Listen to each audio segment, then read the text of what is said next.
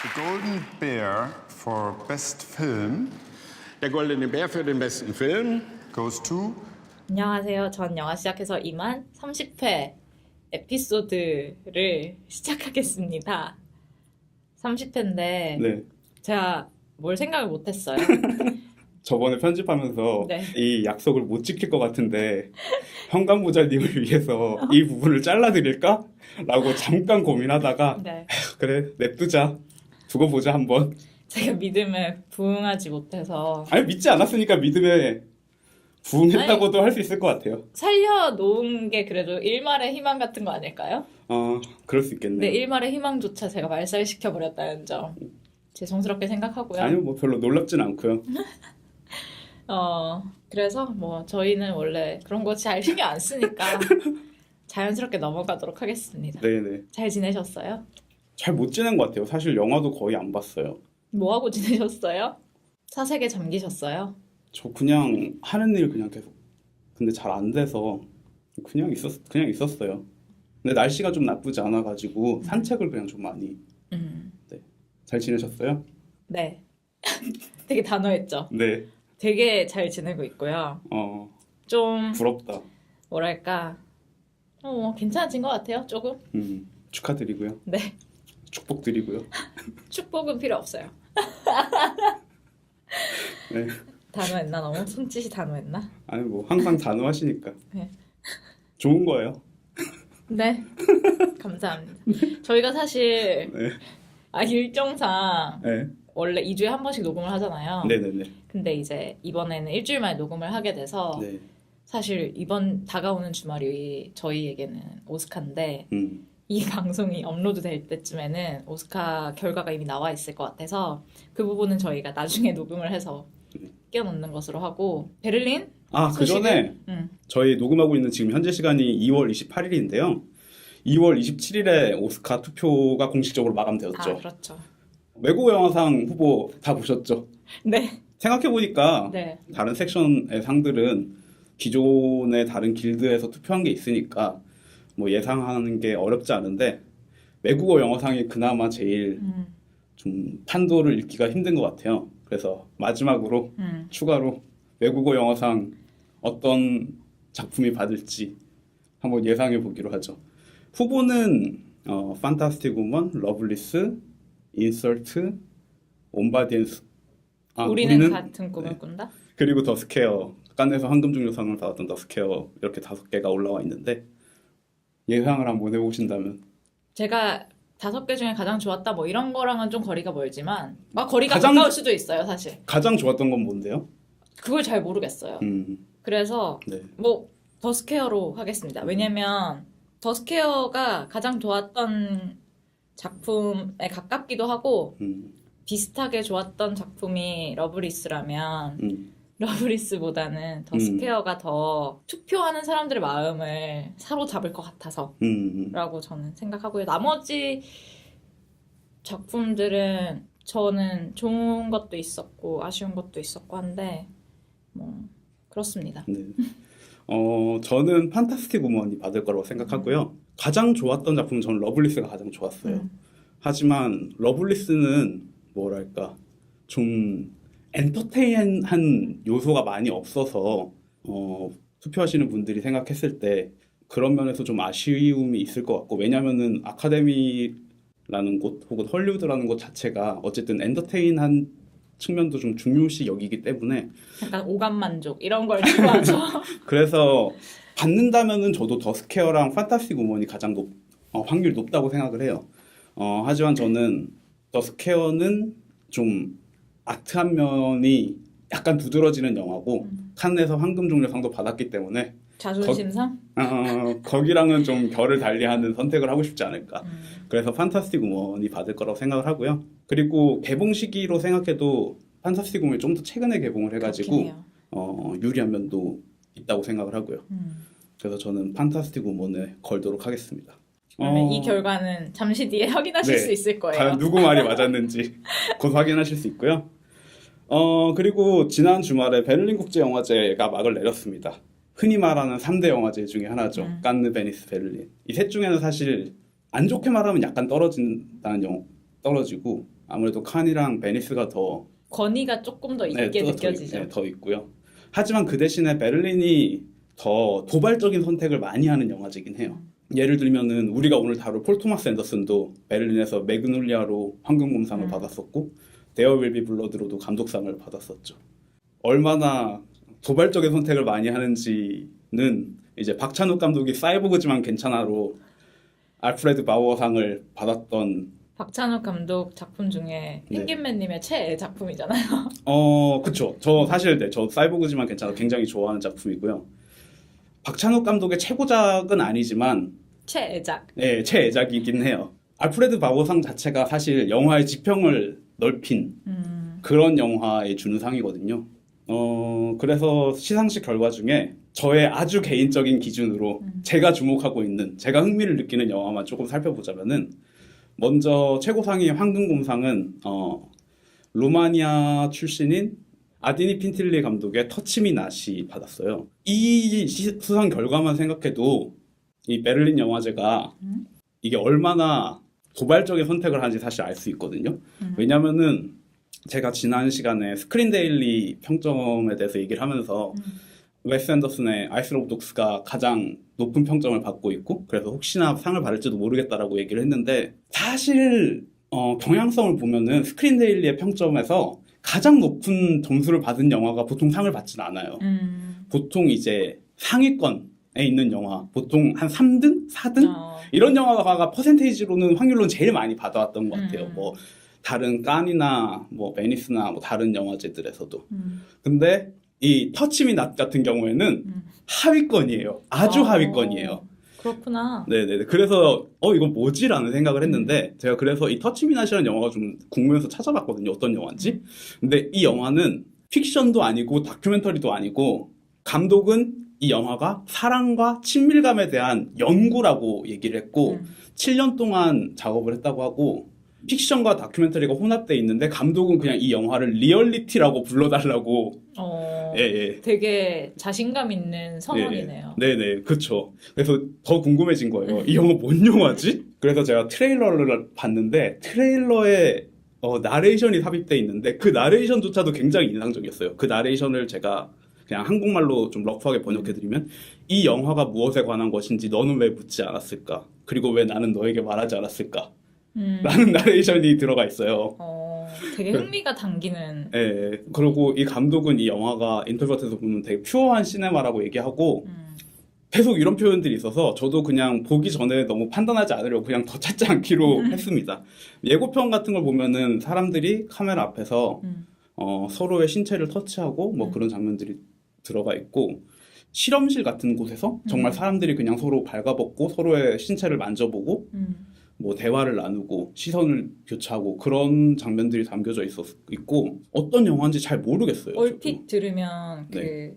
행위 예술이라고 하나 그거를 행위 예술가 중에 마리나 아브라모비치가 했던 그 미술관에 서가지고 여성과 남성이 좁은 공간에 복도 같은 문에 이제 옷을 벗고 서 있으면 그 사이를 이제 관객이 통과해서 지나가야 되는 뭐 그런 것도 생각이 나고 좀 궁금해지는 작품이네요. 네, 그래서 이 영화는 리서치이자 동시에 예술 프로젝트의 첫 번째 파트고 다른 플랫폼으로도 만들 것이다 라고 얘기를 해서 그러면 실제로 미술관이나 이런 데서 할 수도 있겠네요. 네네, 그럴 것 같아요.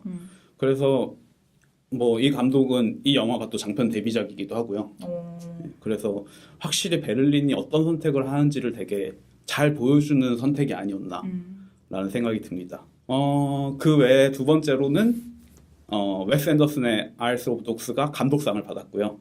웨스 앤더슨의 두 번째 스탑모션 애니메이션이고 그 근미래의 일본을 배경으로 하고 있고 5마리의 개와 한 소년이 쓰레기 섬에서 어떤 개를 찾는 모험극이라고 요약할 수 있을 것 같습니다. 근데 저는 사실 네. 이거 안 봐서 조금 그렇긴 한데 네네. 아이로브도 그 트레일러가 엄청 맨날 나오잖아요. 근데 네. 볼 때마다 약간 되게 궁금해요. 뭔가가 폭발하는 것 같은 장면이 있고 그게 되게 이제 버섯 모양 구름이 되면서 아무래도 이게 배경이 일본이고 하니까 아무래도 원자폭탄 투하가 생각나게끔 하는 부분이 있는데 그쵸. 쓰레기 섬에 그 뭔가 방어하기 위해서 우주복 같은 걸 입고 음. 돌아다니기도 하고. 그쵸. 그 뭐 라디오 액티브에 노출됐다 뭐 이런 얘기도 나오고 하는데 그걸 보고 강아지들 그 구름 버섯을 버섯구름을 보면서 막 한 명이 우와 막 이렇게 하는 장면이 있어요. 근데 저는 이게 영화의 맥락 안에서는 어떻게 나올지 모르겠지만 그 트레일러를 보는데 저렇게 해도 되나라는 생각이 저는 조금 들었거든요. 그래서 되게 궁금한 영화인 것 같아요. 그리고 네. 왜 이 감독이 하필 일본을 선택했을까라는 것도 좀 궁금하고 왜냐면 이게 자칫하면 사실 대부분의 그 배우들은 서양인이고 제가 알기로는 원작이나 이런 것도 따로 없는 걸로 아는데 이게 잘못하면 뭔가 오리엔탈리즘이 될 수도 있는 부분이어서 좀 네. 궁금해요. 그런 걸 어떻게 밸런스를 맞췄을지. 뭐 일단은 웨스 앤더슨이 계속 같이 작업하던 사람들이랑 작업을 해왔고 웨스 앤더슨이랑 같이 작업하는 각본가가 코폴라죠. 이름이 뭐죠? 코폴라 가문의 한 명이죠. 소피아 코폴라의 형제. 영화계 곳곳에 퍼져 네. 계시는 네네. 분들. 네, 그분이랑 이제 같이 썼는데 곧 궁금하네요. 알 수 있겠죠. 다음으로 제가 소개시켜드리고 싶은 영화는 심사위원상을 받은 머그인데 이 영화는 마고시카 슈모프스카라는 감독이 찍은 영화고 폴란드 영화예요. 근데 이 영화의 얘기는 간단하게 요약하자면은 주인공이 이제 폴란드와 독일 국경 사이에서 일을 하고 있는데 이 사람이 하는 일이 가장 큰 예수의 조각상을 만드는 일을 하고 있어요.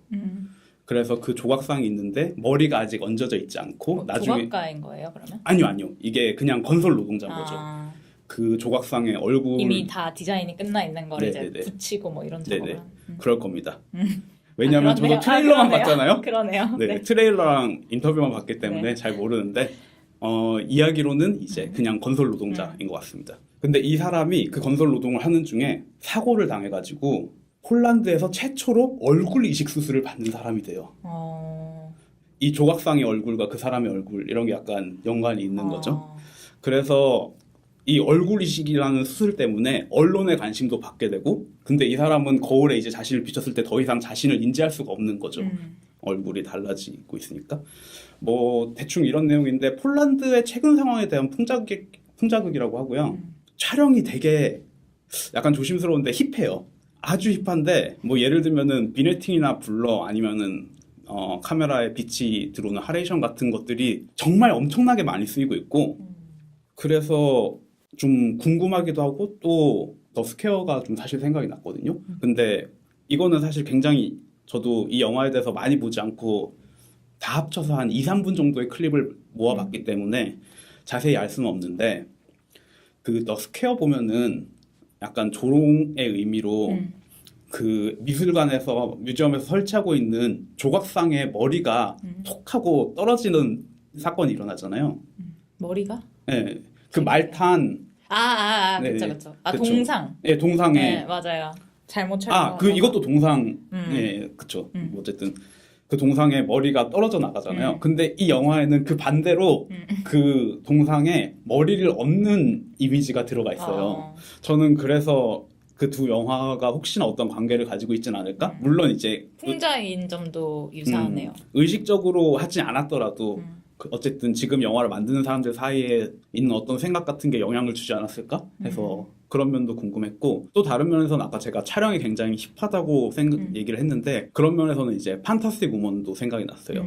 판타스틱 우먼의 촬영 같은 경우도 굉장히 특이한 게 얼굴을 강조하기 위해서 클로즈업이 아닐 때도 화면에 프레임들로 몸을 가리고 액자를 만들어가지고 그 화면 내에서의 새로운 클로즈업을 만들어내는 식으로 촬영이 많이 돼 있는데 그런 면에서 이 영화가 얼굴을 다루고 있다는 점에서도 어떤 연관성이 있지 않을까? 그리고 실제로 정체성에 관한 얘기도 하고요. 그래서 굉장히 최근에 주목을 받았던 다른 영화들이랑 연결되는 이미지가 좀 많은 영화라는 생각이 들었어요. 마지막으로 소개하고 싶은 영화는 파노라마 섹션에서 관객상을 받았던 프로필이라는 영화예요. 티무크 베크 맘베토브라는 감독이 찍은 영화인데 근데 제가 이 영화를 꼽은 이유는 이 티무크 감독이 저한테는 되게 잊혀진 이름이었거든요. 저는 처음 들어봐요, 사실. 나이트워치, 데이워치, 그리고 원티드라는 영화를 찍었었고 원티드가 혹시 그 안젤리나 졸리 맞을 거예요. 그거는 봤어요. 그래요? 네네네. 그 원티드로 약간 헐리우드 입성처럼 해가지고 그 뒤에 링컨 뱀파이어 헌터를 찍었는데 저는 이제 링컨 뱀파이어 헌터를 보고 나서 너는 이제 안녕이라고 생각을 했었죠. 근데 이분이 제가 안녕을 했음에도 불구하고 꿋꿋이 계속 작업을 해오시고 계셨더라고요. 그렇죠. 안녕이 안 들렸을 수도 있어요. 그러니까요. 리메이크 했던 최근 개봉작인 배너에서도 감독을 했었고, 근데 사실 이 사람이 되게 재밌는 사람이에요. 저는 나이트워치랑 데이워치를 보면서 이 사람을 주목했는데, 이 나이트워치랑 데이워치가 단순히 얘기하면은 러시아의 마블 영화라고 생각하시면은 될 것 같아요. 러시아의 슈퍼히어로인가요? 뭐 그렇게 보실 수 있어요. 그러니까 뭐 물론 슈퍼히어로라고 하면 딱 맞진 않는데 어쨌든 약간 초능력 같은 걸 사용하는 액션물인 거죠. 근데 이게 러시아를 배경으로 하고 러시아 느낌이 나서인지는 모르겠지만 이 나이트워치랑 데이워치를 봤을 때 물론 저도 이거 아주 오래전에 봤던 영화라서 기억은 잘 안 나는데 그때 관람했을 때 아주 재밌게 특이하게 유니크하게 봤던 기억이 나더라고요. 뭐랄까 아무래도 헐리우드랑은 살짝 다른 느낌이 있거든요. 문화적인 이유인지 뭔지 모르겠어요. 그래서 좀 주목을 했었다가 잊혀졌었는데 이번에 베를린에서 파노라마에서 관객상을 받았더라고요. 그래서 무슨 얘기지? 라고 궁금해서 봤는데 얘기도 이 사람이 하던 얘기랑은 사실 꽤 다른 얘기였어요. 그 예고편도 아주 도발적인데요. 이야기는 ISIS 그 자하드 조직을 다루고 있고 거기서 유럽 여성들을 꼬셔서 자발적으로 오게 하기 위해서 뭔가 접촉 같은 걸 하는 급진 이슬람으로 개종하려는 사람들을 찾아가지고 와라 이렇게 하는 그런 상황이 벌어지고 있고 그 상황에서 어떤 저널리스트로 보이는 한 여자가 그런 사람임을 가장하고 잠입하려고 하는 이야기인데 그래서 이제 뭐 페이스북이나 스카이프 같은 걸 이용해서 그 사람들이랑 통신을 하기 시작하고 그 과정에서 이뤄지는 점점 위험에 처하겠죠. 그런 이야기를 담고 있는데 트레일러가 아주 도발적인 게 트레일러가 그냥 화면이에요. 컴퓨터 화면에서 이 여자가 누구랑 스카이프 하면서 나 지금 히잡 이거 똑바로 된 거 맞아? 이렇게 물어보고 다시 이 통화 끊고 다른 통화 연결해가지고 다시 통화하고 그런 그냥 컴퓨터의 스크린샷을 트레일러로 사용하고 있어요. 그래서 마치 이 웹캠으로 네네네. 아니구나 반대구나 이거를 보여주는 거구나. 네, 모니터 스크린을 보여주고 있어요. 그래서 이 여자가 그 알트탭 눌러가면서 왔다 갔다 하면서 그런 이미지들을 보여주고 있어서 어떤 영화를 만들었을지 좀 다시 궁금해져가지고 보고 싶다라는 생각이 들었고 이렇게 4작품 정도가 제가 관심이 있었던 작품입니다. 여담이지만 저는 베를린 영화제 트로피가 제일 귀엽고 좋은 것 같아요. 귀여워서? 네, 너무 귀여워요. 저거 하나 갖고 싶다는 생각이 들어요. 하나 가지시면 되죠. 화이팅! 네. And the Oscar goes to 오늘은 3월 8일 여성의 날이고요. 세계 여성의 날. 네. 3월 4일에 있었던 오스카 얘기를 먼저 할까요? 네네네. 길고 긴 어워드 시즌이 드디어 끝이 났고요.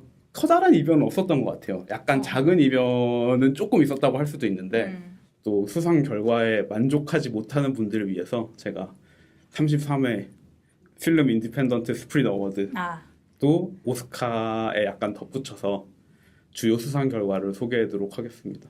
오스카도 뭐 주요 수상 결과? 그러니까 주요라기엔 좀 많지만 왜냐면 단편은 그냥 제외해도 될 것 같아요. 그렇죠. 네. 단편만 얘기하자면 코비 브라이언트가 수상을 했고요. 코비 브라이언트가 함께 감독한 디어 배스킷볼이 수상을 했죠. 네네. 스프릿 어워드를 제가 그냥 껴놓고 싶었던 이유는 이제 오스카 노미네이션에서 좀 볼 수 없었던 굿타임, 고스트 스토리, 킬링 오브 세크리드 이어, 콜럼버스 그리고 더 라이더 이런 작품들이 또 노미네이션에 들어가 있어서 약간 인디 영화들이 대거 들어가 있네요. 네네. 약간 오스카에서는 뭐 좀 취급하지 않죠. 그리고 무시당한 오스카에서 노미네이션 됐지만 또 수상하지 못한 뭐 플로리다 프로젝트 그리고 디자스터 아티스트 같은 영화들도 이 어워드에는 껴 있거든요. 들어가기 전에 스프릿 어워드에서 규정하는 독립영화의 정의에 대해서 간단하게 말씀드리면은 약간 당황스러울 수도 있어요. 2천만 달러. 우리 돈으로 약 210억 이하를 제작비로 사용하면은 이제 이 영화의 노미네이션 후보가 너무 됩니다. 가난하다. 우리나라 제작비로 생각하면 사실 초대작 규모인데 너무 재밌네요. 그 이하의 작품으로 하는 거니까 이제 이 영화들이 210억의 제작비라는 건 아니고요. 210억 이하의 제작비를 사용한 영화들이 후보가 되고요. 이게 약간 크다고 얘네도 생각했는지 이제 한 50억 미만의 영화도 따로 카테고리가 있나요? 카테고리가 하나 있어요. 예. 사실 뭐 오스카 시상식은 제 기준에서는 제일 재미없는 시상식이긴 해요. 이게 아마 제 개인적인 취향일 것 같긴 한데 오스카 시상식은 준비한 게 많아서 재미가 없어요. 준비한 게 많다는 게 어떤 의미예요? 뭐 이제 노미네이션을 위해서 영상도 만들고 그 다음에 사이에 노래도 부르고 하니까 보여줄 게 너무 많은 거예요.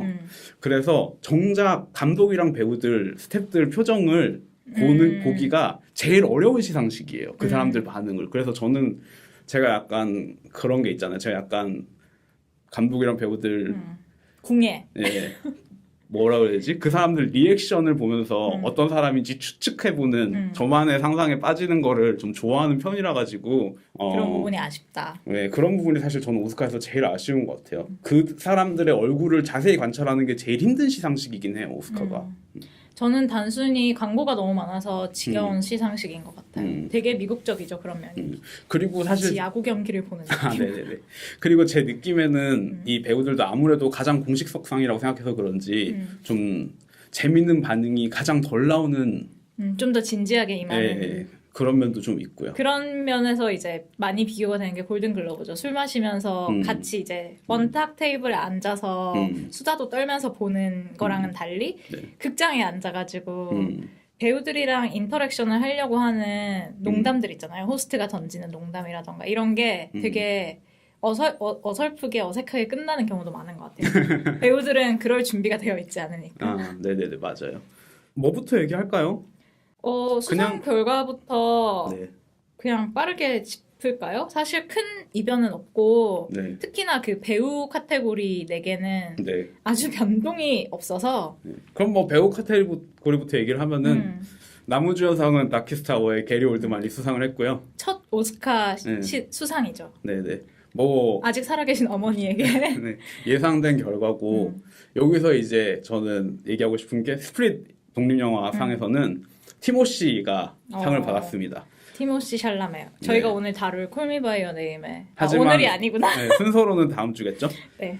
뭐 게리 올드만은 사실은 이 경쟁 부문에서 뭐 다른 사가 그 스크린 액터스 길드를 포함해가지고 뭐 독점했고요.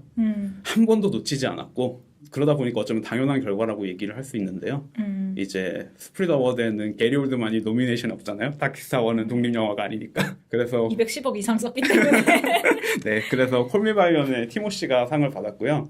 저는 오스카를 보면서 네. 아니 뭐 오스카뿐만 아니라 이번 시상식 레이스에서 저를 가장 즐겁게 해준 사람이 티모시였어요. 왜 그렇죠? 일단 너무 귀여워요. 네.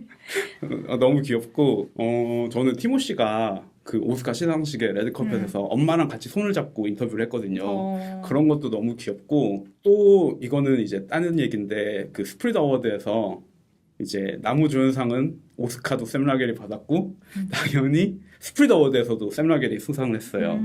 근데 샘 라겔이 수상할 때 티모시가 트로피를 전달하는 그 프리젠터였거든요. 그랬더니 티모시가 갑자기 무슨 왕 납시는 것처럼 그 한쪽 무릎을 굽히면서 이렇게 양손을 치켜드리면서 트로피를 샘 라겔한테 주는 거예요. 그것도 너무 귀엽고 샘 라겔 깜짝 놀래가지고 갑자기 자기도 무릎을 막 꿇으면서 받는 거예요. 아 정말? 네.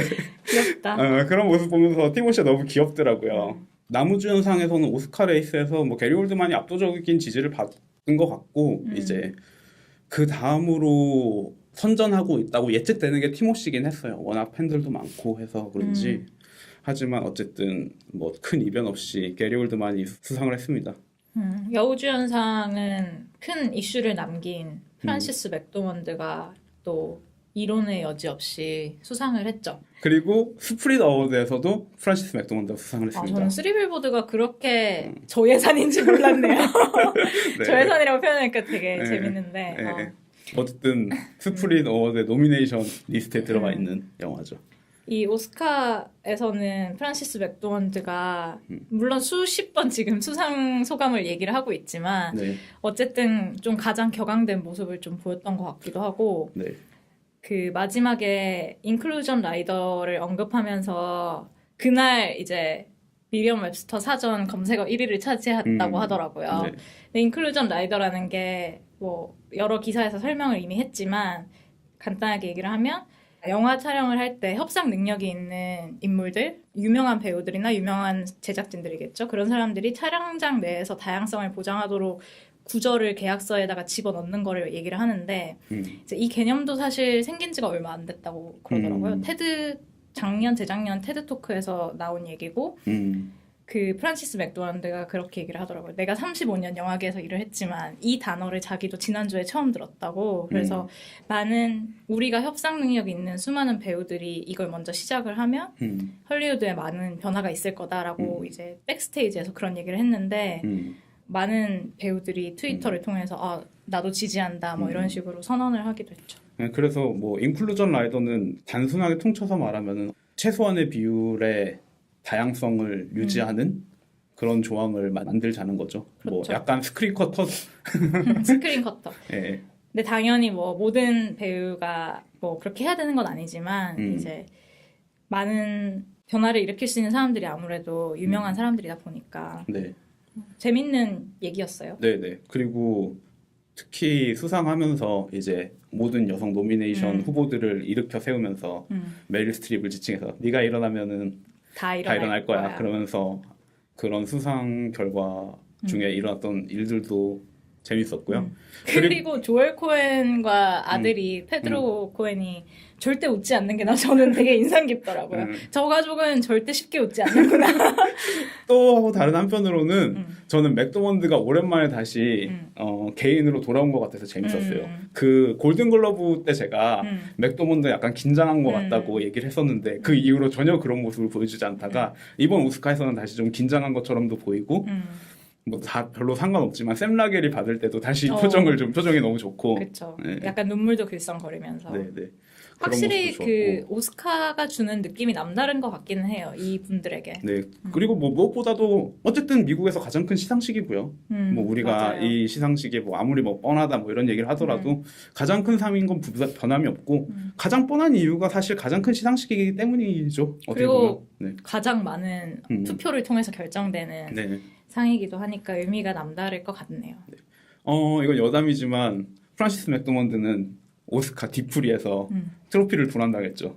그런가요? 아, 네네네. 누군지 찾아내지 못한 거예요? 찾아서 다시 받았어요. 아. 저는 그냥 제목으로만 봐가지고 전 아실 줄 알고 나는 저는 굳이 안 찾았는데 제가 요즘 바빴어요.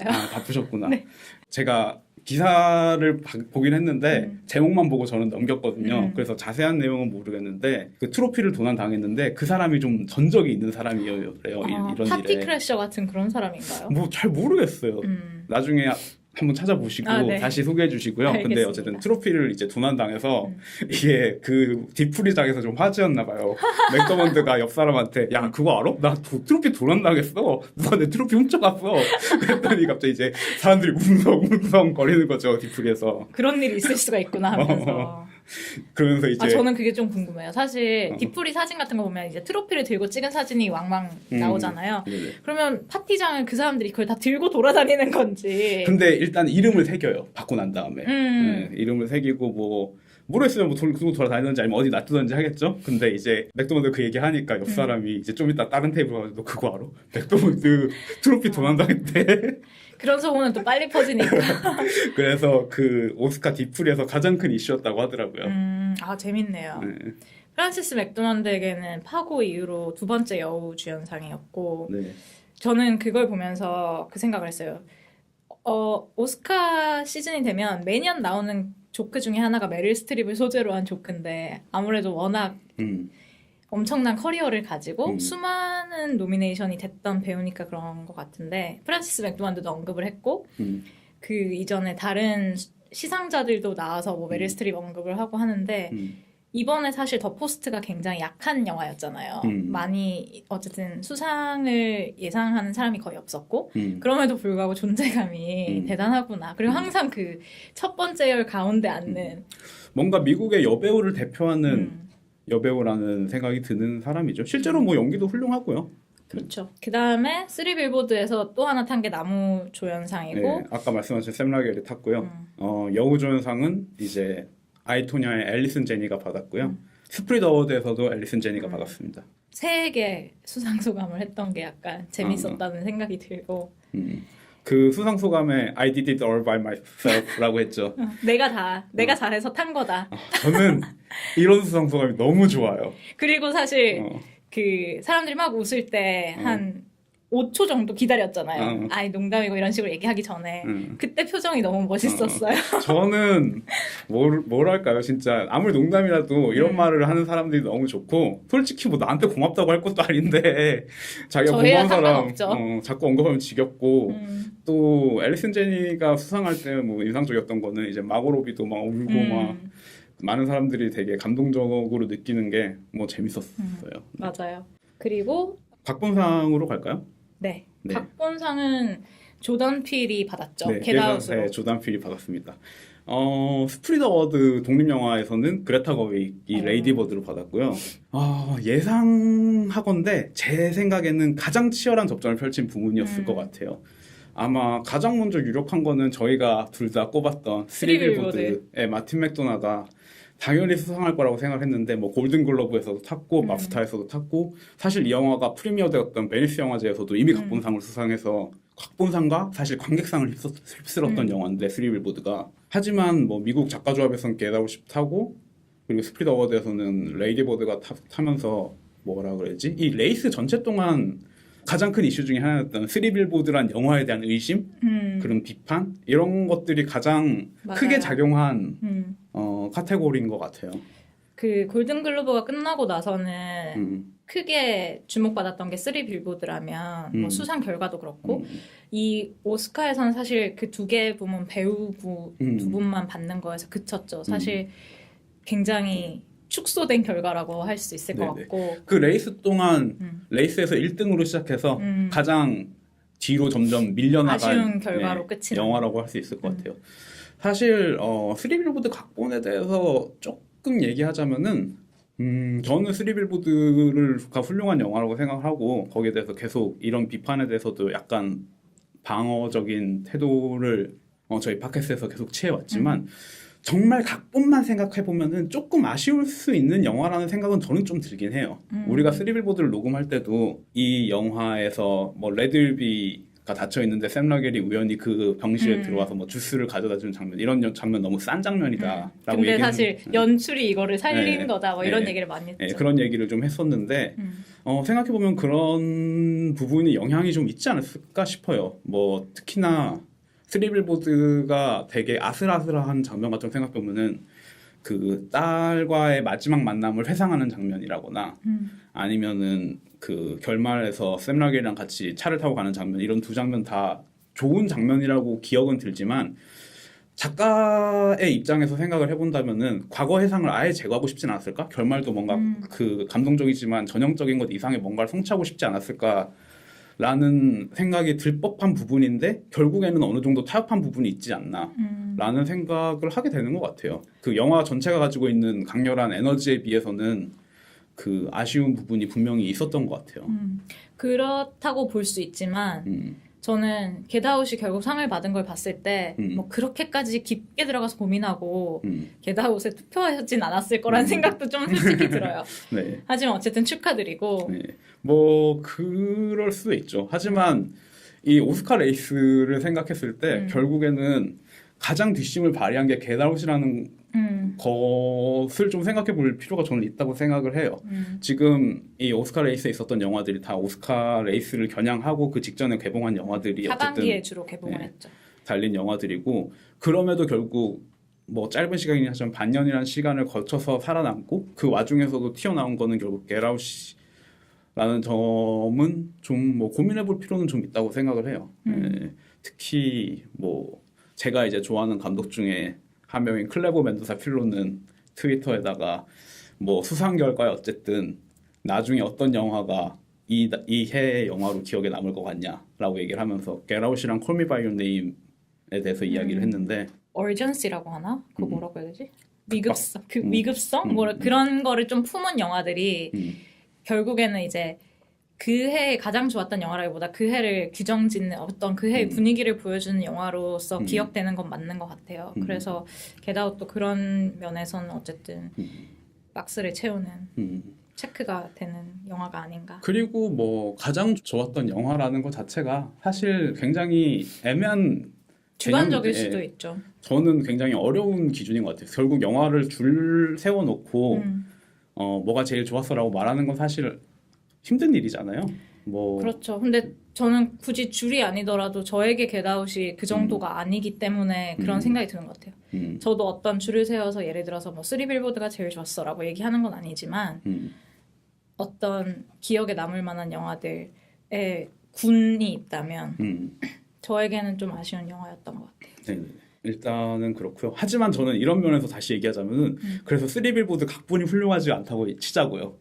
근데 그럼 연출상에 노미네이션 안 된 건 너무한 거 아니야? 라는 생각을 저는 지울 수가 없어요. 그렇죠. 네, 그만큼 뭐 각본에 어쨌든 어느 정도 구멍이 있었다는 건 저는 인정할 수 있는데 그거랑 상관없이 그러면은 그 각본을 그만큼 잘 메운 연출을 해냈다고 생각을 하거든요. 저는. 그렇죠. 그거는 노미네이션 발표됐을 때부터 약간 의아했던 부분이고 네. 저의 개인적인 생각은 제가 겟아웃을 싫어하는 건 아니지만 뭐 조던필, 그레타 거윅을 넣다 보니 뭐 그렇게 된 게 아닌가 뭐 그런 생각도 들고요. 네. 그리고 또 연극 각본가 출신이라고 혹은 베니스에서 각본상을 약간의 받았다고 텃세? 너무 각본에만 각본은 그냥 어쩔 수 없이 노미네이션 시키고 물론 이게 뭐 다수의 결정을 된 거라서 이렇게 심플한 생각으로 정리할 수는 없겠지만 뭔가 그런 군중 심리가 있지 않았을까? 뭐 그런 생각도 좀 들고요. 또 쓰리빌보드 각본을 보면은 뭐 제가 아쉽다고는 했지만 좋은 부분 같은 것도 좀 있어요. 영화에 좀 크게 드러나지 않는. 예를 들면은 제일 저한테 기억에 남는 거는 그 영화에서는 드러나지 않는데 각본에서 보면은 쓰리빌보드 한번 불타잖아요. 불타고 난 다음에 새로 포스터를 붙인 다음에 이게 이미 새로 포스터를 붙였더라도 그 빌보드가 더 이상은 예전과는 같을 수 없는 이미 탄 상처, 상흔 같은 게 그 빌보드 구조물에 남아있는 거를 말로 설명을 해놓은 부분 같은 게 있거든요. 이런 부분은 사실 영화에는 잘 드러나지 않는 각본에만 그냥 쓱 들어있는 지나가기 쉬운 부분들. 예, 각본에만 드러나는 부분인데 뭐 그러면서 각본 자체도 저는 꽤 괜찮다고 생각하고 각본도 좋죠. 네. 근데 딱 하나 아쉬운 거는 쓰리빌보드 각본에는 밑줄이 되게 많아요. 오, 글자체에다가. 근데 이게 강조를 위한 밑줄? 자기가 이게 이 비동사를 쓴 게 농담이야. 아. 이런 거를 약간 주기 위해서 너무 약간 떠먹여주는 물론 스크립트라는 것 자체가 사실 그런 활용을 좀 많이 하긴 하거든요. 이태릭차나 미츠 같은. 근데 쓰리빌보드는 그런 부분이 좀 많아가지고 약간 읽으면서 좀 쑥스러운데? 라는 생각이 드는 각본이긴 선생님이 해요. 자 이렇게 읽어 이렇게 주시는 느낌? 네. 그런 느낌의 각본이긴 해가지고 만약에 이제 또 작가들이 읽으면서 이거 지금 나한테 나 무시하는 거야? 약간 그런 느낌을 받을 수도 있지 않을까라는 생각도 좀 했어요. 재밌네요. 각 색상은? 각 색상은 저희가 다음 주에 다룰 Call Me By Your Name의 제임스 아이보리가 받았고요. 이분은 89세로 압도적인 고령이시죠. 네. 저는 나이가 꽤 들어 보인다고는 생각했는데 89세나 되신 줄은 몰랐네요. 네. 거의 오스카와 동갑에 가까우신 분이네요. 이 Call Me By Your Name은 안드레 에치먼의 동명소사를 원작으로 한 작품이고 한국 번역 제목은 그의 여름 손님. 소설 제목이 그건 거죠. 네네네. 그 원작 소설은 혹시 연세가 어떻게 되시나요? 모르겠는데요. 그게 전 좀 궁금했거든요. 저는 그거는 뭐 일단 이 각본에 대해서 전 사실 할 얘기가 조금 있는데 그냥 다음 주 Call Me By Your Name 시간에 하는 게 네, 그게 미뤄두겠습니다. 좋을 것 같네요. 네. 그 다음으로 많은 상을 받은 덩케르크 네. 덩케르크가 편집상이랑 음향 편집상, 그리고 음향 믹싱. 믹싱상 이렇게 세 가지를 받았죠. 네. 편집이야 뭐 그 세 가지 시간을 놀랍게 교차했으니까 그런 면에서 성취가 있는 것 같고요. 리듬도 되게 잘 유지를 하면서 그리고 사운드 부분에서는 뭐 충분히 인정할 수 있는 수상 결과라는 생각이 맞아요. 들어요. 네네. 저희가 아마 베이비 드라이버를 얘기를 했던 것 같은데 네, 저는 베이비 드라이버가 사운드 중에 하나는 받을 거라고 생각했어요. 근데 약간 이렇게 생각한 배경을 저의 그 배경을 생각해 보면 저는 덩케르크는 사실 오리지널 스코어가 되게 별로였거든요. 그 한스 지머 특유의. 네. 그래서 사실 어떻게 보면 거기에 들어간 공과 기술이 되게 많았음에도 불구하고 음향에 대한 되게 세심한 터치들이 음악에 좀 가려지지 않았나라는 생각이 좀 들어서 전 기뻤어요, 대신. 네네. 그리고 뭐 베이비 드라이버 같은 경우에는 아무래도 덩케르크보다는 무게감이 떨어지죠. 베이비 드라이버는 저는 사운드 에디팅이 좋다고 생각하는데 하지만 뭐라 해야지 좀 잔재주 같은 느낌은 있어서 그런 부분에서는 좀 뭐랄까 상을 줄 정도는 아니다라고 생각할 것 같긴 해요. 또 다시 생각해 보니까요. 물론 이건 뭐 결과로 생각하는 거죠. 그리고 뭐 촬영상은 블레이드 러너 2049의 로저 디킨스가 드디어 드디어 받았고요. 되게 쿨하게 받으셨어요.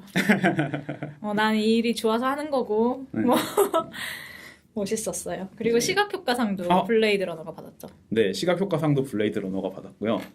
네, 블레이드 러너를 제가 좋게 보지 않았지만 그럼에도 불구하고 그냥 이로 만들어 구현한 것만 생각하면은 뭐 좋은 작품이라고 생각해서 크게 토를 달고 싶은 생각은 없네요. 잠시만. 네. 촬영상은 스프릿 어워드에서는 콜미 바이 네임이 받았습니다. 네. 그렇구나. 네네. 그래서 그분은 뭐 전작 같은 게 저희가 아는 게 있을까요? 제가 안 찾아봐서 모르겠네요. 죄송합니다. 그리고 편집상 같은 경우에 스프릿 어워드에서는 아이토냐가 수상을 했습니다. 예. 그쵸, 덩케르크는 당연히 들어갈 수가 없겠네요. 그렇죠. 블레이드 러너랑 덩케르크는 당연히 들어갈 수 없는 너무 들어갈 수가 없고. 그래서 이제 독립 영화들 중에서는 콜미 바이 유 네임과 아이토냐가 상을 받았다. 사실 콜미 바이 유 네임과 아이토냐도 뭐 그렇다고 우리나라에서 봤을 때 작은 영화 느낌은 아닌데 전혀 아니죠. 하지만 210억 미만의 제작비를 사용했다. 너무 소소하다. 그리고 프로덕션 디자인은 쉐이프 오브 워터가 상을 받았고요. 그렇죠. 뭐 메이크업은 다키스트 타워 그리고 의상은 팬텀 스레드가 수상을 했습니다.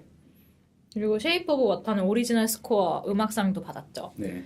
제가 참 통탄을 하면서 지켜본 카테고리 중에 하나인데 근데 뭐랄까 경향성으로는 이미 쉐이프 오브 그렇죠. 워터가 먹고 들어가고 있었기 때문에 큰 이변은 없었다고 해야 될 것 같아요. 네. 뭐 또 조니 그린우드와 폴 토마스 앤더슨의 협업은 앞으로도 볼 수 있을 것 같아서 네.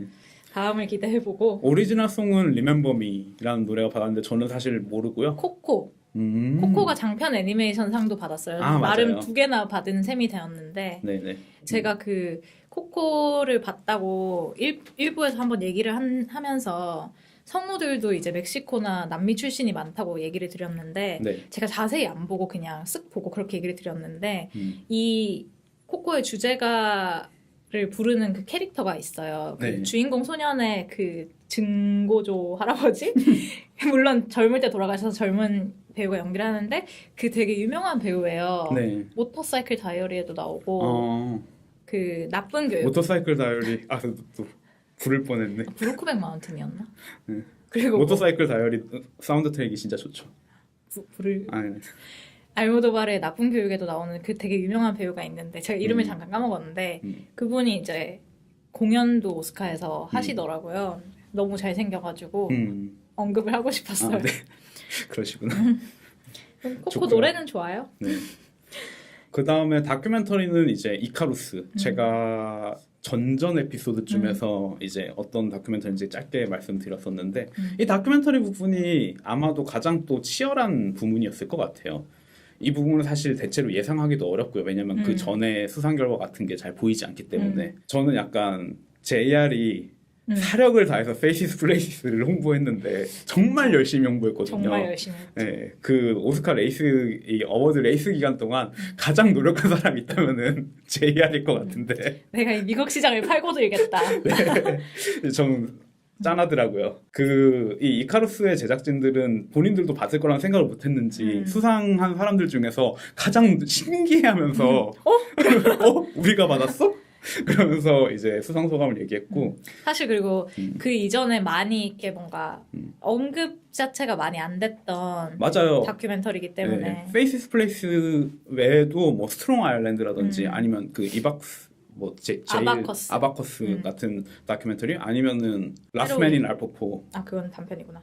예, 그런 알레포. 예, 알레포? 어쨌든 그런 다큐멘터리 오히려 이카루스보다 더 많이 언급되는 다큐멘터리들이었는데 뭐 평창이랑 연관이 있는지 이카루스는 어쨌든 그 전에 소개해드렸던 것처럼 러시아 운동선수들과 국가적 마약 도핑 사건을 추적하는 그런 다큐멘터리거든요. 아마 그것도 러시아에 대한 네. 게 요즘 하도 뉴스에 연일 나오니까 그쵸. 트럼프랑도 사실 좀 관련이 있고 저는 이게 러시아에 대한 비판이랑 그리고 그들이 실존하는 위협을 감수했다는 사실 같은 것도 좀 영향이 있었을 것 같고 하지만 제 개인적인 견해로는 역시 다큐멘터리도 스토리를 많이 본다는 생각이 들었어요. 이카루스를 보면서. 다큐멘터리의 어떤 이야기. 영화적 완성도보다도 네. 소재? 이야기? 아니 그냥 정말 그 다큐멘터리가 담고 있는 이야기의 형식을 많이 본다는 생각이 들었는데 이 다큐멘터리의 가장 제가 크게 생각하는 장점도 영화의 중반부에 생기는 약간 전개의 확장 같은 거에 있거든요. 그러니까 어떤 거냐면 예를 들면은 오스카를 수상했던 또 다른 다큐멘터리 서치 포 슈가맨 같은 경우 보면은 가수를 처음에는 찾다가 나중에 이 가수가 남아공에서 엄청난 히트 가수라는 걸 알게 되면서 이야기가 전환된단 말이에요. 확장되고. 근데 이 이카루스 같은 경우에도 처음에는 이제 감독이 도핑을 받으면 어떻게 사람이 운동선수의 실력이 변하고 그 다음에 도핑을 어떻게 피할 수 있는지에 관한 다큐멘터리를 제작하다가 자기가 자문을 받던 그 러시아 도핑센터의 연구소장이 결국엔 러시아 안에서 위험을 처하면서 갑자기 개인의 다큐멘터리에서 국가적인 차원의 이야기로 사건이 확장되거든요. 그런 이야기적 형식이 아무래도 뭐랄까 어쨌든 오스카라는 게 그 메이커들 사이의 투표다 보니까 어쨌든 메이커라고 하긴 좀 이상하고 관련 관계자들의 투표이다 보니까 그런 형식적인 면에서 이 다큐멘터리를 높이 평가했을 거라는 저는 그렇게 좀 추측을 하고 있고요. 무엇보다도 이 수상 결과에서 저희가 제일 신기하게 생각하는 점은 넷플릭스의 힘인 것 같아요. 그 다큐멘터리 배급에 있어서는 이카루스가 넷플릭스 다큐멘터리이기도 하고 또 다른 다큐멘터리들도 넷플릭스가 배급을 하고 그렇죠. 있고 거의 대부분 넷플릭스에서 한 편인가 볼 수가 빼고 있고. 다 페이시스 플레이스와 그 아바커스 아바커스는 넷플릭스에 있어요. 진짜요? 그래요? 그럼 뭐가 없지? 스트롱 아일랜드도 있고. 페이시스 플레이스만 빼고 다 있나요? 그럼 그런지도 모르겠네요. 근데 저희가 넷플릭스 북미랑 한국을 좀 구분을 안 하고 있는데 아마 한국에서는 이카루스만 보실 수 있을 거고요. 네, 그 다른 작품들은 이제 북미에서는 넷플릭스가 배급을 하고 있습니다. 사실 다큐멘터리 같은 경우는 이게 극장으로 그 릴리즈를 했을 때 감수해야 되는 리스크가 많죠. 리스크가 워낙 많기 때문에 그냥 약간 1회성 지불로 해서 넷플릭스에 파는 경우가 되게 많죠. 네네. 그래서 이제 뭐 작년에 수상을 했던 화이트 헬멧 그 단편이지만 다큐멘터리 넷플릭스 다큐멘터리고 극영화의 경우는 아직 넷플릭스의 힘이 그렇게 많이 뻗치고 있지만 사실 뭐 그럼에도 불구하고 넷플릭스가 강한 힘을 뻗치고 있고요. 다큐멘터리에서는 이미 뭐 주도적이다. 북미에서는 다큐멘터리 이미 넷플릭스의 손아귀 안에 있다. 이게 아무래도 서브스크립션으로 가는 그 시스템이다 보니까 한 편 한 편에 대한 리스크는 좀 덜한 편이니까 다큐멘터리에도 많이 사업을 하고 있는 것 같아요. 네. 뭐 그런 점이 또 좀 곁다리로 볼 수 있는 점인 것 같고요. 외국어 영화상은 판타스틱 우먼이 받았습니다. 펭귄맨님이 네. 예측하신 대로 판타스틱 우먼이 받았고 한국에서는 4월 19일에 개봉을 한다고 하고요. 그 칠레의 감독이 만든 영화죠. 이 스프릿 어워드에서도 똑같이 외국어 영화는 판타스틱 우먼이 수상을 했고요. 스프릿 어워드에서는 페이시스 플레이시스가 다큐멘터리 상을 받았어요. 다행이네요. 판타스틱 우먼에 대해서는 뭐 또 저희가 지난번에 조금씩 언급을 했었고요. 그 단편 영화상을 간단히 얘기하면 네. 사일런트 차일드라는 영화가 받았고 이거는 청각의 장애가 있는 소녀를 주인공으로 한 얘기인데 그 상을 받은 감독이 2명이잖아요. 근데 네네. 그 중에 한 분이 배우 출신이더라고요. 여자분이. 근데 이제 자기 아버지가 갑작스럽게 청각을 잃으면서 거기에서 이제 영감을 받아서 이 다큐를 제작하게 됐다 뭐 이런 얘기를 했었고 그 단편 다큐멘터리 상을 받은 게 Heaven is a traffic jam on the 405 왕국도 이렇게 해가지고 이것도 역시 약간 장애를 가진 어떤 예술가에 대한 다큐멘터리인데 저는 이거를 이제 오스카 끝나고 챙겨봤거든요. 근데 되게 재밌어요. 그 한 40분 40분 정도밖에 안 되는데 이 어떤 민디 엘퍼라는 40분이 돼요? 단편 다큐멘터리가 저는 정확한 기준을 찾아보지 않았는데 아마 45분 이랬던 것 같은데 이거는. 진짜요? 네. 극영화의 경우 제가 알기로 40분이 넘으면 장편으로 치는 걸로 알고 있는데 다큐멘터리는 좀 다를 수도 있나 봐요. 저희가 이거는 한번 확인해보고 다음 주에 다시 말씀드리겠습니다. 네네네. 아. 이 장편 기준이 다 달라가지고 네. 그 영화제 수상식마다 달라서 맞아요. 이 다큐멘터리는 사실 되게 간단한데 네. 이 민디 엘퍼라는 예술가가 자기가 이제 정신병을 겪으면서 뭐 어렸을 때는 부모님에게 어떤 식의 대우를 받았고 그다음에 뭐 병원에 있는 동안 10년 정도 실어증에 걸려서 말을 못했대요. 그러다가 이제 다시 말을 하게 됐는데 그 영화가 쭉 그 사람의 인터뷰 나레이션을 통해서 보여주지는데 그분이 이제 말을 못하고 살다가 10년 만에 다시 언어를 배운 사람처럼 얘기를 해요. 그래서 그 사람이 나레이션 하는 게 저는 되게 울림이 좀 크더라고요. 그래서 좀 흥미롭다는 생각이 들었고 뭔가 단편 영화 픽션과 다큐멘터리가 둘 다 약간 장애를 가진 사람에 대한 이야기여서 그런 것도 조금 흥미롭더라고요. 네. 감독상과 작품상만 남았네요.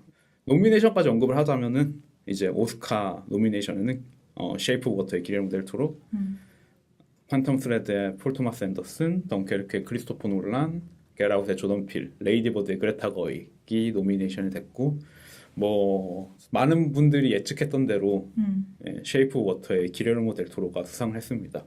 저는 뭐 사실 별로 할 말은 없고 저도 델 토로가 가슴에 꼽은 행커칩이 그 물결 모양이라서 아 그래요? 저는 너무 귀여웠어요. 깨알 같네요. 그 쉐이프 오브 워터의 그 포스터 같은데 약간 있는 느낌이랑 비슷하게 그 색깔도 그렇고 그 곡선이 물결 모양이라서 자체 제작하신 거죠? 제 생각에 자체 제작했을 것 같아요. 귀엽다. 이거 시상할 때 엠마 스톤이 네네. 그 후보들 얘기를 하면서 4명의 남자와 그레타 거윅 이런 식으로 소개를 했는데 조던 필은 왜 얘기 안 하냐? 뭐 그런 논란도 조금 있었고 골든글로브에서 나탈리 포트만이 5명이 다 남자 감독이라는 거에 대해서 약간 꼬집듯이 얘기를 한 게 있었는데 뭐 그거의 연장선상이라는 얘기도 나오고 하는데 저는 사실 그걸 보면서 왜 그러면 이민자인 기에르모 델 토로와 흑인인 조던 필도 있는데 그걸 그냥 남자로 싸그리 하냐라는 논란이 재밌기도 하고 뭐 사실 뭐 그렇게까지 그 엠마 스톤은 자기가 가장 중요하게 생각하는 게 여성의 노미네이션이니까 그렇게 얘기하지 않았을까 싶기도 해서 그냥 그런 논란이 있는 것 자체가 되게 미국 사회가 요즘 많은 토론을 하고 있구나라는 게 보여지는 것 같아서 재밌었어요. 거기에 대해서 큰 비판을 한다면은 저는 거기에 대해서는 방어를 하고 싶지만 그런 얘기까지 나오는 게 더 나은 거긴 하죠. 예. 스프릿 어워드의 노미네이션을 보면요.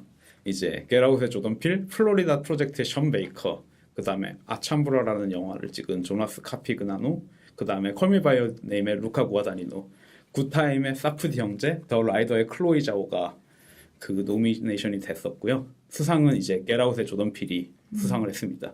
스파이크 리가 조던 필에 대해서 아주 뭐 좋은 얘기를 하는데 스파이크 리 너무 웃겨가지고 스파이크 리가 시상을 했나요? 네, 스파이크 리가 시상을 했는데 뭐 그냥 좀 웃겼어요. 이게 말로 설명하기 좀 힘든데 찾아보시고요. 네, 뭐 일단은 동문에 대한 어필도 많이 했고요. 그렇구나. 그러니까 뭐 조던 필이 동문인 건 아닌데 다른 노미네이션 후보들 중에 동문이 있어가지고 귀엽네요. 네, 그런 거 귀엽더라고요. 이 중에 좀 저희가 사실 뭐 플로리다 프로젝트나 겟아웃 그다음에 컬미 바이 어 네임 이제 다음 주에 다루고 굿타임 모두 저희가 다룬 작품이라 가지고 이제 반갑네요. 네, 반갑기도 하고 그 조나스 카피그나노의 아참브라라는 영화는 짧게 소개해드리자면은 작년 칸 감독주간에서 최초로 공개된 작품이고 감독주간에서 유로파 시네마 라벨 어워드를 수상한 작품이에요. 이거는 책임 프로듀서가 사실 마틴 스콜세지인데 스콜세지는 정말 하는 게 뭐 많다는 생각이 들고 바쁘실 것 같아요. 그러니까요. 최근에 뭐 본인 영화인 아이리시맨도 크랭크업 했죠. 넷플릭스 영화인데 이 아참브라라는 영화는 이제 14살짜리 그 집시 소년의 성장기를 다룬 영화인데요. 주인공에게는 이제 의지하던 형이 있는데 형이 어느 날 사라지는 거예요. 그러면서 자기가 이제 어른이 되어야 하는 그런 상황에서 세상과 맞부딪히는 경험을 다루고 있고요. 밝지는 않고 좀 어두운 성장기라고 이야기할 수 있을 것 같고요. 더 라이더는 예전에 저희가 근황 시간에 짧게 얘기를 했었는데요. 그 사고로 더 이상 말을 탈 수 없게 된 카우보이 남자의 방황과 고통을 다룬 이야기고요. 뭐 세상은 넓고 할 일은 없다. 뭐 약간 이런 느낌의 영화고, 이 영화도 똑같이 그 감독 주간, 작년 칸느 감독 주간에서 소개됐고, 가장 큰 상이라고 할 수 있는 감독 주간에서 이제 상 이름이 좀 웃긴데 아트 시네마 어워드인가? 예술 영화상을 받아서 감독 중에서 제일 큰 상을 받았죠. 그리고 사실 좀 웃긴 게 이 감독 주간에서 같이 소개된 영화가 또 플로리다 프로젝트도 같이 소개됐어요. 감독 주간에서. 그래서 이 노미네이션 중에 3작품이 칸느 감독 주간에서 소개된 작품이고요. 그 외에 뭐 감독 주간에서 소개된 다른 영화로는 러브 포 데이가 있는데, 필립 가렌. 저희 이 영화도 저희가 예전에 짧게 언급했던 영화기도 하죠. 러브 포 데이도 SACD 어워드라는 상을 받아서. 그런데 이렇게 말하면 지금 상을 3개나 받았으니까 되게 뭐 감독 주간에 상이 많은 것 같은데 4개밖에 없고요. 그 중에 작품들이 이제 거기서 이제 좀 뭐랄까 주목을 받은 작품들이 이 스프릿 어워드에 올라왔다고 얘기를 할 수 있을 것 같아요. 마지막으로 이제 작품상이네요. 쉐이프 오브 워터가 이변 없이 받았고, 네. 뭐 노미네이션은 4개 부문을 석권하는 결과를 나왔습니다. 노미네이션은 팬텀 스레드, 3빌보드, 더 포스트, 다키스트 아워, 덩케르크, 겟아웃, 레이디버드, 콜미 바이 유 네임 이렇게 있었고요. 뭐 썩 만족스러운 결과라고 할 수는 없을지 몰라도 일단은 아카데미는 영화제도 아니고 업계 인기 투표고 그들의 의견을 살펴본다는 데 의미가 있는 거니까 각자 그냥 받을 참고하시면. 줄은 알았죠. 네네. 표정 좀 푸시고요. 네. 왜 그렇게 불만이야? 아니요. 저는 그래서 마지막에 제일 재밌었던 부분은 의상상으로 상을 받았던 팬텀 스레드의 마크 브리지스가 제트스키를 타가지고 네네. 헬렌 미렌과 함께 마지막에 등장한 게 저는 가장 보기 좋았고요. 팬텀 스레드가 의상상밖에 못하는데 제트스키라도 타서 다행이다. 그런 생각도 했고요. 네네. 뭐 스프릿 어워드 같은 경우는 역시 또 겟아웃이 수상을 했어요. 뭐 그 외 노미네이션은 또 플로리다 프로젝트, 레이디버드, 콜미 바이 유 네임, 그리고 클로이 자오의 더 라이더 이렇게 5작품이 노미네이션 됐었고요. 뭐 여기서도 이 작품들 사이에서 또 큰 이변 없이 겟아웃이 수상하는 결과를 보여줬습니다. 이렇게 길고 긴 어워드 시즌은 뭐 마무리가 되고요. 저는 하나 더 얘기를 하고 싶은 게 그 사실 작년에도 그 지미 키멜이 호스트를 봤었잖아요. 네네. 근데 지금 사실 거의 언급되지 않는 것 중에 하나가 작년에 이제 중간에 약간 이벤트성으로 할리우드 투어를 하는 사람들을 갑자기 극장 맞아요. 안으로 데려와서 깜짝 놀래켜준 사건이 있었는데, 이벤트가 있었는데, 뭐 그때 반응이 좋았다곤 하지만 저에게 잊을 수 없는 거 하나는 지미 키멜이 이제 어떤 아시아 여성에게 이름을 물어보고 뭐 그것도 이름이야? 이런 식으로 농담을 한 게 있었는데, 그게 이제 본인이 괜찮다고 이제 막 인스타그램에도 올리고 해가지고 뭐 인종차별 논란은 없어졌는데, 이번에는 이제 뭐 반대로 이제 자기들이 건너편 극장에 가서 사람들 놀래켜주는 걸 했지만, 어쨌든 작년과 올해를 비교했을 때 되게 그런 PC함에 대한 고민을 엄청 많이 해서 대본을 썼다는 생각이 들고, 근데 또 이 대본을 뭐 전체 대본을 누가 썼는지는 모르겠지만 시상자들이 나와서 한마디씩 하는 게 있잖아요. 네네네. 근데 그런 거를 봤을 때 다 좋은 얘기긴 한데 좀 너무 굉장히 추상적이고 좀 안전한 단어들 위주로 해서 정확히 어떤 게 문제고 어떤 뭔가 구체적인 사건에 대해서 언급하기보다는 그냥 우리는 발전하고 있고 우리는 더 좋은 방향으로 가고 뭐 그런 얘기를 많이 하더라고요. 그래서 저는 조금 지루했어요. 근데 그게 오스카의 한계예요. 맞아요. 스프릿 어워드 같은 거 보잖아요. 그러면은 맥더먼드가 수상소감 하면서 와 너네 되게 커졌다. 동물영화상 되게 커졌다. 너네 원래 여기 해변가에서 파티하던 애들 아니었어? 뭐 그런 얘기하면서 저기 핫도그집 맛있는 데 있잖아. 뭐 그런 얘기도 하고. 귀엽다. 예. 뭐 아무래도 주목도가 크고 좀 뭐랄까 맞아요. 가장 큰 시상식이기 때문에 기본적으로 다른 시상식에 비해서 훨씬 더 공식 석상으로서의 모습을 많이 주는 시상식이 오스카라는 맞아요. 생각이 들어요. 뭐 그래서 저는 또 어떻게 보면은 그게 맞는 거라는 생각도 전 들고요. 어떻게 보면은. 네.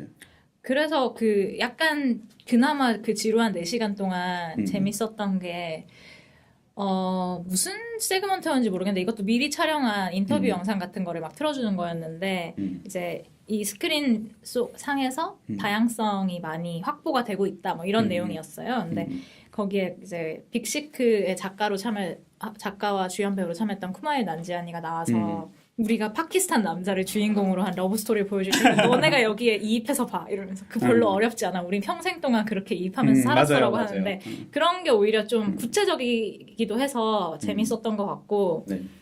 그 외에는 좀 약간 밋밋하달까? 뭐 그런 부분들이 있었던 것 같아요. 네.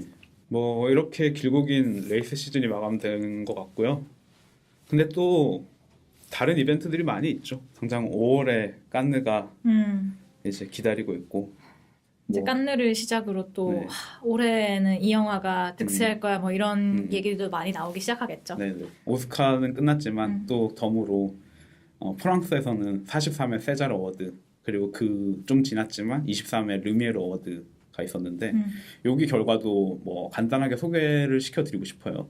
그 43회 세자르 어워드 같은 경우는 이제 프랑스의 오스카 아카데미라고 보시면 되고 이제 23회 르미에르 어워드 같은 경우에는 르미에르는 이제 골든글로브라고 생각하시면 돼요. 프랑스에 있는 외신 기자들이 주는 상인데 여기서 이제 가장 크게 주목받은 작품은 역시나 로빈 캄플로의 BPM 120 BPM이고요. 국내 개봉은 3월 15일에 이제 개봉 예정이라고 하니까 곧이네요. 예, 곧 보실 수 있는 작품이고 저희가 전에 짧게 소개하기도 했었죠.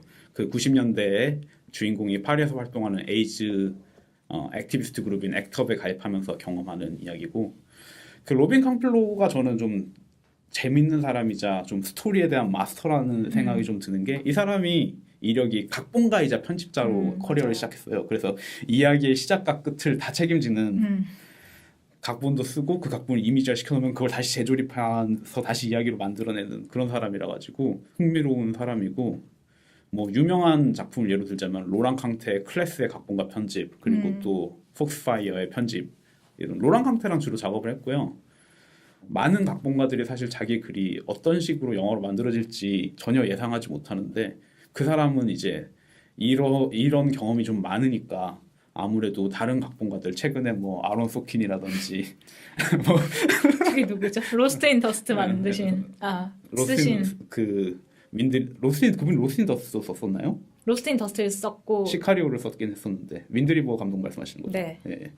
어쨌든 그런 분들에 비하면은 훨씬 좀 다른 커리어를 보여주고 있어서 이게 그러네요. 편집에 대한 경험이 확실히 중요한 것 같기도 해요. 어쨌든 이 BPM은 세자르에서는 13개 부분에 노미네이션 돼서 6개를 탔고 르미에르에서는 6개 노미네이션 돼서 6개를 탔습니다.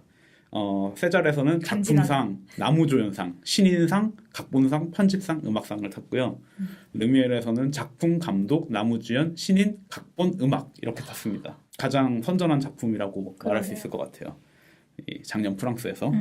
그 다음으로 이제 가장 주목받았던 작품은 See You Up There이라는 작품인데 이 영화는 르미에르에서는 하나도 못 탔는데 이제 이 영화도 세자르에서는 13개 부문에 노미네이션 돼서 5개를 탔는데 이 국내 제목은 Man of Mask라고 돼 있고 전혀 다른 영어 제목은 See You Up There인데 이 영화의 마스크가 주요한 모티브긴 해요.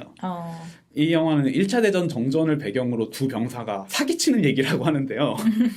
이제 뭐 상처를 가리기 위해서 뭐 마스크를 쓰고 뭐 뭔가를 한다는데 제가 예고편을 봤는데 사실 무슨 얘기인지 잘 모르겠어요. 근데 이 분위기는 코미디고 큰 틀에서는 장피에르 주네가 생각나는 영화고 감독인 알베르 디퐁텔은 연극 배우 출신으로의 배우이자 감독이라 가지고 이 영화에도 그 병사 중에 한 명으로 출연한다고 합니다. 그 세 번째로 많은 상을 받았던 작품은 바바라라는 영화예요. 이 영화는 세자르에서는 여우주연상, 여우조연상, 음향상을 받았고 르미에르에서는 여우주연상, 촬영상을 받은 작품이고요. 이 바바라라는 여자가 프랑스의 전설적인 샹송 가수인데 제가 노래를 좀 들어봤는데 확실히 뭔가 좀 좋긴 해요. 노래가 괜찮아요. 이 여자의 전기 영화고요. 여배우들에 대한 연기에 대한 반응이 아주 좋고 뭐 이 감독인 아티유 아말릭도 그 앞에서 말씀드렸던 See You Up There의 알베르트 퐁텔처럼 배우 출신이에요. 특히 배우로서 필모가 워낙 많아가지고 아마 보신 영화가 꽤 있을 것 같아요. 제 생각에 찾아본다면은. 저는 이름이 낯익긴 하더라고요. 네. 뭐 심지어 작년 칸 영화제에서는 이 영화가 이 바바라라는 영화가 주목할 만한 시선의 개막작이었거든요.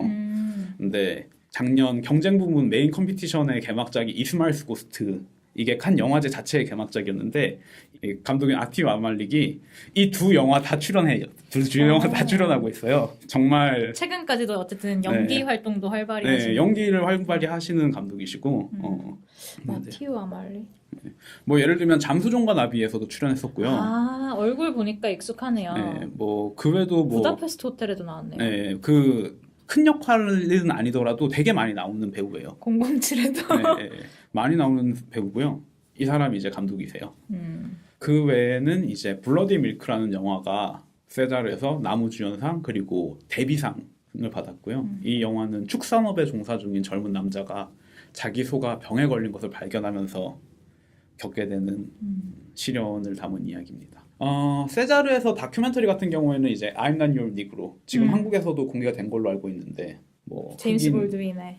흑인 인권 운동을 다룬 I'm Not Your Negro가 수상을 했고요. I'm Not Your Negro 같은 경우에는 또 저희가 옛날에 짧게 언급했었던 것 같은데 매우 거의 한 1년 전쯤에 폭설이 내리던 어느 날. 네. 그쵸. 제가 폭설이 내리던 제가 폭설 내릴 때 뭐 자주 하네요. 되게 포기하지 않으시고 네네네. 가는 것 같아요. 네. 제가 이 영화를 폭설이 내리는데 진짜 보러 뚫고 가서 가셨죠. 보러 갔었는데 이 영화에는 이 영화는 어쨌든 시사하는 바가 있죠. 뭐 이 영화의 대표적인 대사 중에 하나가 그 대부분의 백인이 흑인에게 적대적인 건 아니다. 그들은 무지하고 관심이 없다. 그리고 그게 그만큼 커다란 문제다. 뭐 그런 얘기를 한 적이 있는데 저는 그 얘기는 확실히 아직도 인상에 남아있고 그런 의미에서 저는 여전히 저도 겟아웃을 뭐 좋게 봤다고 말할 수는 없는데 여전히 저는 저를 더 의심하는 편이에요. 영화보다는 요즘은. 뭐 어쨌든 그렇고요. 그 르미에르 어워드에서는 다큐멘터리로는 Faces, Places, 아그네스 바르다와 JR이 다큐멘터리 상을 수상을 했습니다. 애니메이션은 The Big Bad Fox and Other Tales라는 영화인데요. 착한 여우 얘기고요. 너무 이거 예고편 봤는데 되게 귀엽더라고요. 여우가 그 병아리들이 깨어나서 잡아먹으려고 하는데 차마 못 잡아먹는 거예요. 근데 갑자기 병아리들이 깨자마자 먼저 본 걸 엄마라고 생각해서 이 여우가 엄마인 줄 알고 막 따라다니는 그런 귀엽네. 네, 그런 얘기고요. 마지막으로 이 르미에르 어워드는 외국어 영화상은 없어요. 근데 프랑스어로 된 외국어 영화상이 있거든요. 마치 고야에서 네. 스페인어 외국어 영화상처럼. 네네 그런 것처럼 프랑스어 외국어 영화상이 있는데 인시리아네이티드라고 인시리아라는 작품이 상을 받았죠. 그런 상이 있다는 게 네. 콜로니얼리즘에 대한 반성 같은 느낌도 들고 반성인지 아닌지 알 수 없지만 네, 하지만 뭐 그냥 공통 언어를 사용한다는 우리는 약간 느끼기 어려운 뭐가 있겠죠. 외국인데 한국어를 쓰는 사람들이 자기들이 있고. 지배했으니까 그 언어를 쓰는 네. 거죠. 뭐 그렇죠. 이 영화는 시리아의 수도이자 가장 크고 오래된 도시인 다마스쿠스를 배경으로 하는데 뭐 말 그대로 시리아 얘기예요. 전쟁 중이고 집 밖에 막 스나이퍼들이 돌아다니고 그 안에서 이제 가족의 목숨을 보존하기 위해서 사투를 하는 영화고요. 어머니가 주인공이고 작년 베를린에서 최초로 공개됐던 영화고요. 그 세자르는 외국어 영화상이 있는데 이제 후보를 보면은 러시아의 러블리스, 영국, 미국, 프랑스, 네덜란드 제작의 덩케르크, 그 다음에 미국의 라라랜드, 스웨덴, 독일, 프랑스, 덴마크 제작의 더 스퀘어, 그리고 스웨덴, 덴마크, 독일 제작의 더 나일 힐튼 인시던트. 이 영화는 이제 저희가 언급한 적이 없는 영화인데 이 썬데스에서 월드 섹션에서 극영화 심사위원 대상을 받았던 작품이고요. 작년에 그 카이로의 나일 힐튼 호텔에서 일어난 살인 사건을 다루는 스릴러인데 뭐 일단은 카이로의 힐튼 호텔이라는 것 자체가 사실 의미심장하잖아요. 이 아랍의 봄을 배경으로 하는 시대랑 살인 사건을 엮이는 영화고요. 그 외에 또 마지막으로 다른 노미네이션은 어 웨딩이라고 벨기에, 프랑스, 룩셈부르크, 파키스탄에서 요즘 이제 워낙 제작한 코프로덕션이 많으니까. 벨기에 감독인 스테판 스트러커의 영화고 이 스테판 스트러커의 데뷔작은 더 월드 빌롱 투 어스라는 영화예요. 저는 이 영화를 영화인가요? 그렇게 최근은 아니에요. 근데 저는 본 적은 없지만 제목이 인상 깊어서 기억이 나더라고요. 이 웨딩은 그 18살 파키스탄 여성이 전통에 따라서 부모가 정해준 후보들 중에 남편을 선택해야 되는 상황에 놓이면서 이 상황을 이제 타개하기 위해서 노력하는 이야기고요. 라고 하고요. 마지막으로 이 세자르에서는 공로상은 페넬로페 크루즈가 상은 받았고요. 어떤 영화가 받았죠? 외국 영상은 당연히 러블리스가 받았죠. 궁금했어요. 네, 당연히 러블리스가 받았습니다. 네. 네. 그리고 아카데미 왜 판타스틱 우먼이 받았지? 러블리스가 받아야 되는데. 뭐라고? 아니 아카데미. 오스카에서는 얼전시라니까요. 얼전시. 러블리스도 충분히 얼전시한 얘기고요. 공로상은 페넬로페 크루즈가 받았는데 저는 뭐 인상 깊었던 거는 이제 마리온 코티아르랑 페드로 알모도바르가 시상을 해가지고 의미가 있네요. 네, 알모도바르가 페넬로페 크루즈한테 상을 주는 게 좀 재밌었고 페넬로페 크루즈가 공로상을 받는다는 것도 되게 새삼 놀랍네요. 그런가요? 사실 필모가 굉장히 많긴 하지만 여전히 뭔가 젊은 이미지라서 그렇긴 하죠. 그 또 다른 재밌는 점은 이제 시상할 때 보면은 세자르에서는 하얀 리본을 옷에 달았어요. 그래서 미투 운동을 지지한다는 의미에서 하얀 리본을 달고 수시상식을 했습니다. 그러면은 일단은 길고 긴 어워드 시즌은 이렇게 마무리하는 걸로 하고요. 2부에서는 팬텀 스레드로 돌아오고요. 네. 팬텀 스레드가 비록 상을 하나밖에 못 탔지만 오스카에서는 굉장히 좋은 영화거든요. 네네. 그리고 말씀하셨다시피 계속 언급하고 계시지만 그린우드의 음악도 훌륭하고 그럼요. 뭐 마스터나 계속 같이 데얼비 블루드에서 계속 같은 작품 같이 작업을 했던 그렇죠. 음악 감독이죠. 그리고 사실 라디오헤드의 조니 그린우드가 이런 클래시컬한 음악도 잘하는구나 뭐 그런 생각이 들 법한 영화예요. 그래서 많이 봐주세요. 되게 관계자신가 봐요. 아니요. 관계자이고 싶다. 네. 어쨌든 이거 하니까 잠깐 생각난 건데 사실 오스카가 끝나고 나서 막 이제 미국의 언론들은 어떤 게 가장 인상 깊었다 뭐 베스트 모먼트 이런 거를 많이 따지잖아요. 거기에 거의 예외 없이 언급된 게 맥도먼드일 것 같은데요? 당연히? 맥도먼드 당연히 언급이 되고 그 티파니 헤디 씨와 마야 루돌프가 같이 이제 단편 부문 2개를 시상을 한 게 있어요. 근데 둘이 너무 만담이 좋아가지고 이제 많이 언급이 됐는데 그 마야 루돌프가 사실 폴 토머스 앤더슨의 아내이기도 해서 몰랐어요. 그래서 폴 토머스 앤더슨은 가끔씩 이렇게 리액션 할 때 보여주더라고요. 근데 되게 그 둘의 그 주고받는 개그가 되게 재밌어서 내년에 제발 오스카를 호스팅해주세요 막 이런 농담도 많이 나오고 저는 그냥 개인적으로 뿌듯했답니다. 지미 키멜 좀 지겨운 것 같아요 이제. 그렇죠. 예, 본인도, 아무래도 뭐 물론 미국의 그 나이 쇼 중에서 그 인기 있는 호스트지만 그리고 가장 뭔가 할리우드랑 가깝고 사실 레이트 나이 토크쇼들이 대부분 뉴욕에서 이루어지는데 지미 키멜은 캘리포니아에서 하는 걸로도 특색이 있죠.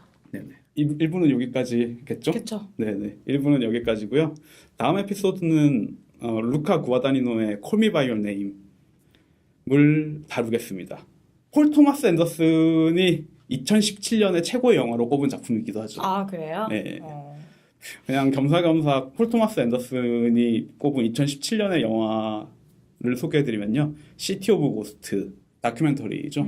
그 ISI 이것도 ISIS와 ISIS를 약간 저지하려는 시민단체 같은 곳에 정확하게 그 시민단체를 다루고 있는 작품이고요. 그 외에는 원더우먼, 더 포스트, 로스트 시리 오브 제트, 스타워즈 라스트 제다이, 베이비 드라이버를 2017년에 봤던 영화 중에 좋았던 작품으로 꼽았습니다. 메인스트림이네요. 메인스트림일 수도 있는데 제가 느끼기에는 그것보다는 되게 범위가 다양하다는 생각을 했어요. 뭐랄까 경향성이 잘 안 보이는 것 같은? 그렇습니다. 그러면 저희는 2부에서 팬텀 스레드로 돌아오겠습니다. 네, 감사합니다.